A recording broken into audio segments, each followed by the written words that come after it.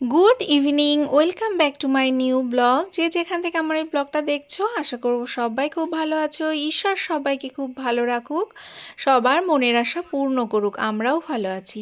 আজকে কিন্তু সন্ধ্যা থেকে ব্লগটা স্টার্ট করে দিলাম। আগের দিনের ব্লগটা যেখানে শেষ করেছিলাম তার পরবর্তী থেকেই কিন্তু এই ব্লগটা আমি স্টার্ট করেছি। তো এখন চলে এসেছি ডিনার বানাতে। একদম আজকে ডিনারটা খুব তাড়াতাড়ি বানিয়ে নিচ্ছি। আজকে ডিনারে সবজি রয়েছে, রুটি, তারপরে পনির রয়েছে। শুধু রুটি বানাবো আজকে রাত্রে। আমার খাটুনিটাও খুব কম, কিন্তু এই যে বীভৎস গরম, এই গরমের মধ্যে কিন্তু রুটি বানাতে গেলে এতটা চাপ, ভাত তরকারি রান্না করতেও কিন্তু এত চাপে পড়তে হয় না আমাদের গৃহিণীদের। তবে কি করা যাবে, রুটি তো অনেকেই খুব পছন্দ করে বা অভ্যাস রুটি খাওয়ার, সেই জন্যে রুটি আমাদের বানাতেই হয়। আমাদের বাড়িতেও সেই রকম। তো এই দেখো, রুটি তো বানাচ্ছি আর প্রচণ্ড গরম লাগছে। এই যে গরম, শীতের সময় রুটি বানাতে বেশ মজা, কিন্তু গরমের সময় খুবই কষ্টসাধ্য ব্যাপার। তো যাই হোক, রুটিগুলো বানিয়ে নিচ্ছি। যেহেতু আজকে আর অন্য কোনো তরকারি বানাতে হবে না, পেঁপের তরকারি রয়েছে, পনিরের তরকারি রয়েছে, এটা দিয়েই আজকে ডিনারটা আমাদের হয়ে যাবে। তো এই দেখো, ডিনার করতেও বসে গেছি। ডিনারটা করে আজকে তাড়াতাড়ি করে শুয়েও পড়বো, কারণ শরীরটা একটু কেমন কেমন লাগছে। এই যে এটা শাশুড়ি মায়ের ডিনার, আর এদিকে হচ্ছে সোনাও আমার খেতে বসেছে, ওনাদেরকেও দিয়েছি, নীলাঞ্জনা পাপাকেও দিয়েছি, তো এখনও এসে পারিনি। তো এটা হচ্ছে পরের দিনের সকাল।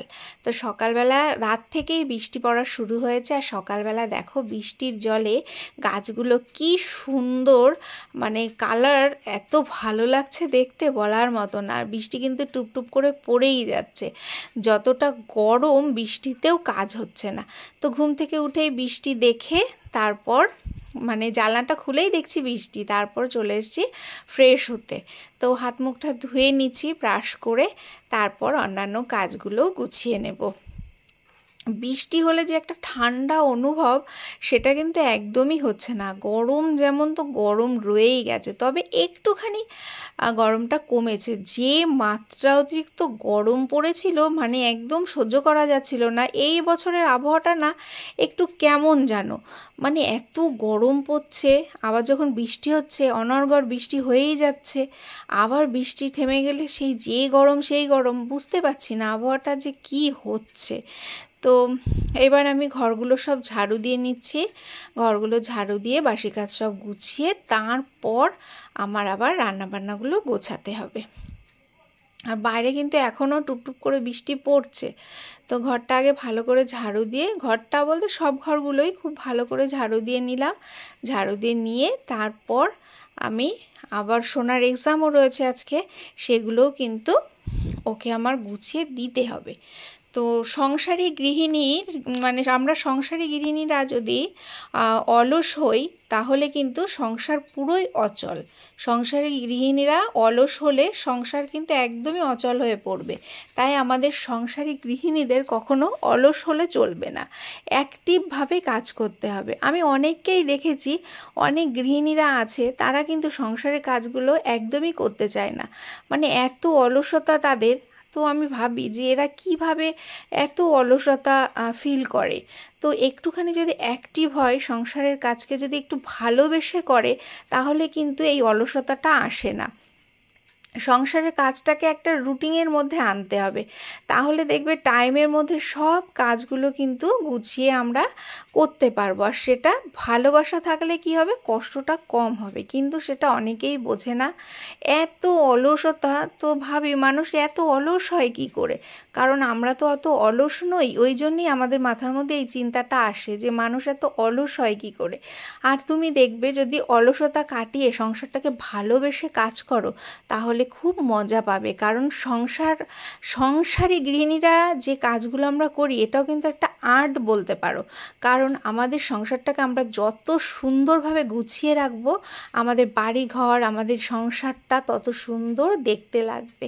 আর যত গুছিয়ে পরিপাটি হয়ে থাকবো, তত কিন্তু মা লক্ষ্মীরও বসবাস বেড়ে যাবে, নেগেটিভিটি চলে যাবে, সব সময় পজিটিভ ভাইবে আমাদের সংসারটা ভরে উঠবে। তো সেই জন্যে সংসারী গৃহিণীরা অলসতা দূর করে অ্যাক্টিভভাবে আমাদের সংসারটাকে পরিচালনা করতে হবে।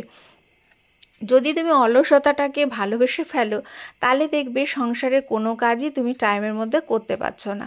স্বামী, সন্তান, পরিবারের অন্যান্য মানুষ সবাইকে তোমাকে খেতে দিতে হবে।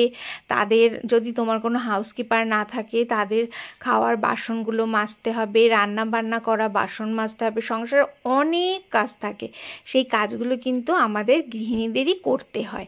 তো সেই জন্যে অলসতা থাকলে কখনোই সংসারের কাজগুলো পরিপাটিভাবে তুমি কখনোই করতে পারবে না। একটা অনীহা চলে আসবে, সংসার করতেই তোমার মন চাইবে না।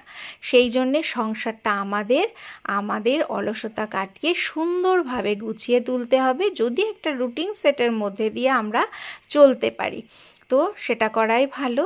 তো এই দেখো, কাজ করতে করতে ভাতটাও বসিয়ে দিয়েছিলাম, ভাত হয়ে গেছে। তো সোনাকে এখন খাইয়ে দিচ্ছি।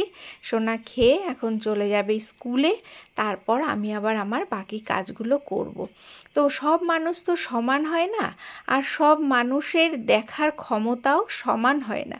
এক একজনের দেখার ক্ষমতা এক এক রকম। প্রত্যেকটা মানুষের দেখার চোখ কিন্তু আলাদা। তো সেই জন্যে তোমাকে সবসময় ভাবতে হবে আমার সংসারটাকে আমি সুন্দরভাবে পরিচালনা করব, সুন্দরভাবে গুছিয়ে রাখবো, একদম অলসতা না। এই দেখো, তেল পটল বানাবো। এখানে ধনে দিয়ে দিলাম, জিরে দিয়ে দিলাম, কাঁচা লঙ্কা দিয়ে যে পেস্ট করে নিয়ে এসেছি। আর পটলগুলো তো লবণ হলুদ মাখিয়ে একটুখানি ফ্রাই করে নিচ্ছি। তো এই দেখো, পটলগুলো আমার ফ্রাই করা হয়ে গেছে। এবার ওই ধনে, জিরে আর লঙ্কার পেস্ট দিয়ে দিলাম, দিয়ে একটুখানি ভালো করে কষিয়ে মশলা থেকে যখন তেল ছেড়ে যাবে তার আগে স্বাদ অনুসারে লবণ আর হলুদ দিয়ে দেব। দিয়ে আবারও একটু কষিয়ে মশলা থেকে যখন তেলটা ছেড়ে যাবে তখন এর মধ্যে একটুখানি জল অ্যাড করে দেব। দিয়ে আবারও একটু কষিয়ে নিয়ে তারপর আরও একটু গরম জল দিয়ে দেব। তারপর আমি পটলগুলো দিয়ে দেব। দিয়ে একটুখানি গা মাখা হলে বেশি ভালো লাগে, কিন্তু আমাদের বাড়িতে সবাই একটু ঝোল খেতে ভালোবাসে, সেই জন্য একটু ঝোল টাইপের রেখে নামিয়ে দিয়েছি। তারপর এখানে 5 ফোড়ন দিয়ে দিয়েছি। উচ্ছের তরকারি আজকে একটু অন্য রকমভাবে করব। উচ্ছে আর আলু দিয়ে দিলাম, দিয়ে ভালো করে এটাকে একটুখানি কষিয়ে নিয়ে এর মধ্যে স্বাদ অনুসারে লবণ আর পরিমাণ মতন হলুদ দিয়ে দেব। দিয়ে আবারও একটু ভালো করে কষিয়ে তারপর এর মধ্যে জল অ্যাড করে দেব। জল দিয়ে তারপর নামানোর আগে ভাজা জিরের গুঁড়ো দিয়ে দেবো। ব্যাস, তাহলেই আমার উচ্ছের তরকারি রেডি হয়ে যাবে। এতক্ষণ পর্যন্ত যদি আমার সাথে থেকে থাকো, কোথাও যদি ব্লগটা ভালো লেগে থাকে, অবশ্যই চাইলে তোমরা তোমাদের ফ্রেন্ডস অ্যান্ড ফ্যামিলির সাথে শেয়ার করতে পারো। যারা এখনও পর্যন্ত সাবস্ক্রাইব করোনি তারা সাবস্ক্রাইব করে পাশে থাকা বেল আইকনটা ক্লিক করে দিও। যারা সাবস্ক্রাইব করেছো তাদেরকে অসংখ্য ধন্যবাদ। একটা কমেন্টস করে দিও, একটা লাইক করো। নেক্সট ব্লগে আবার দেখা হচ্ছে। বাই।